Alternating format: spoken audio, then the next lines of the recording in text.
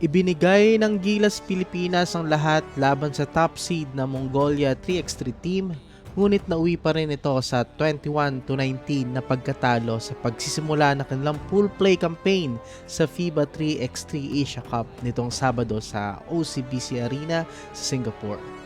Nakapag-angat pa ang Pilipinas sa score na 18-15 pero biglang rumatsada ang powerhouse na Mongolia sa huling sandali.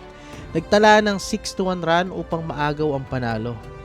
Dahil sa masakit na pagkatalo, napilitan ng Gilas na humarap sa isang do-or-die na laban kontra sa Chinese Taipei upang matukoy kung sino ang papasok bilang second best team sa Pool A.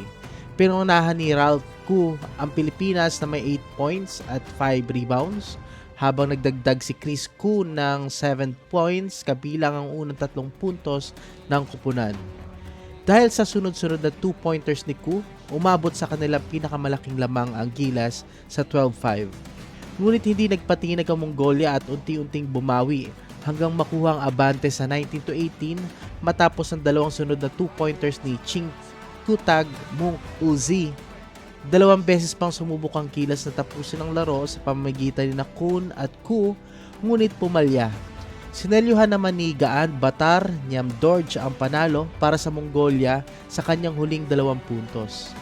Para sa Mongolia, nauna si Bolor Erdingat Solmon na may 7 points habang nagdagdag si Nyamdorj ng 6 points at 7 rebounds.